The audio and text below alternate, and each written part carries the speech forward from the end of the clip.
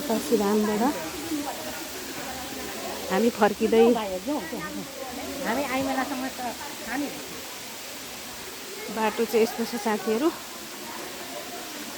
तेरी बिस्तार बिस्तार अब हामी हिँड्नु सक्दैनौँ। अगाडि खेल्छ त अनि म त अरू खोज्नुहरूलाई त्यस्तो पार्ला भनेको नल्याएर काम पुगिहाल्छ अनि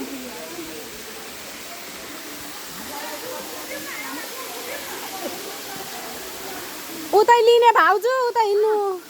हो क्या उतै फोटो खिच्ने बाबाले गऱ्यो भने काम पुग्छ। होइन अरूभन्दा नि यहाँ हपअप छ नि त, अक्सिजन पनि कम हुन्छ क्या। सासु बोकेर खेल्छेन भनेर खेल्छ नि त्यहाँ।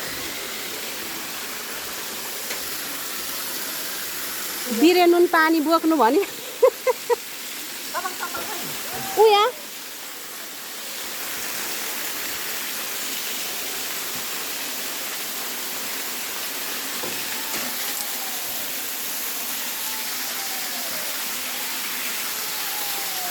हर हर महादेव, जय शम्भु।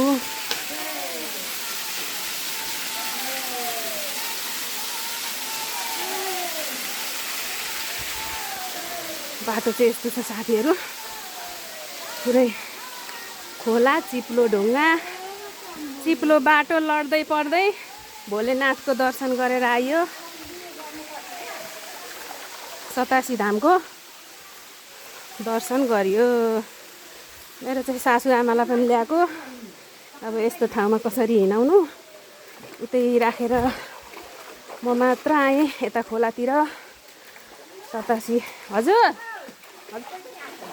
भगवान् बाटो आउँदै हुनुहुन्छ, आउनु, हामी नै लास्टमा अहिले छोडिन्छ।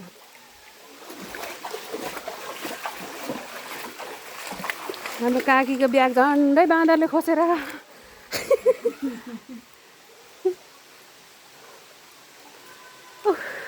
यहाँ त एक्लै दोक्लै हिँड्न नहुने रहेछ नि है, बाँदरको चाहिँ डर क्या।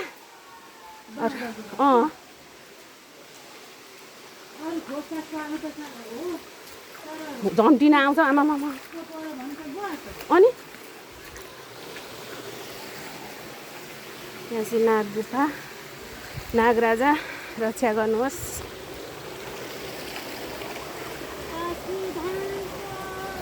यहाँ कोले मरेको उसको नाममा हालेको रहेछ क्या अरे काकी, यता फोटो राखेछ। यो भर्याङहरू क्या पितृहरूको नाममा।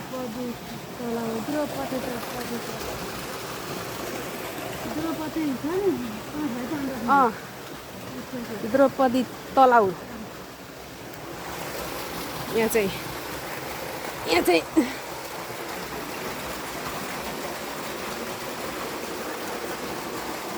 द्रौपदी तलाउ अरे यो द्रौपदी तलाउ।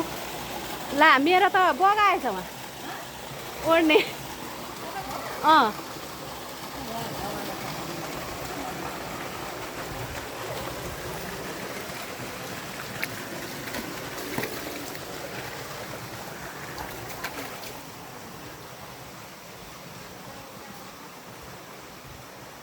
कम्मरमा बाँधेको पहेँलो गम्छा झरेछ मेरो। उता द्रौपदी तलाउमा होस्, ठिकै भयो, झरेको के गर्नु, भगवान्लाई मन परेछ।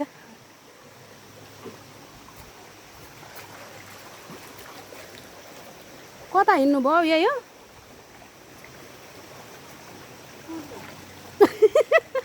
कन्त अरे हो, अघि बाँदर आउँदा डर थाहै पाइयो। तल थियो कि बाटो कि कहाँ हो काकी, यो माथि माथि हिँडेको। आमामा अब कसरी झर्नु म? आमा ए ठुली आमा उतैको तलको बाटो आउनु, यहाँ त माथि रहेछ। उता तलबाट आउनु, चेपबाट। अघि त्यहाँ चेपबाट गएको काकी।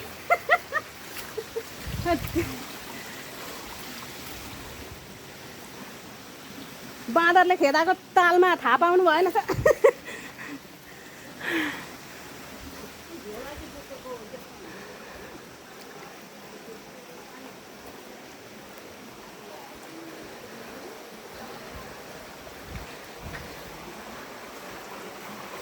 यस्तो अप्ठ्यारो बाटो छ है साथीहरू। 87 धाम आउँदाखेरिको बाटो यस्तै छ। अब धेरै लामो भिडियो त के बनाउनु, बसी बसी पार तर्दैछौँ।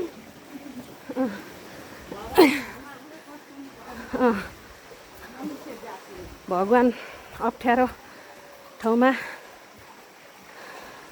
बस्नुहुन्छ अरे।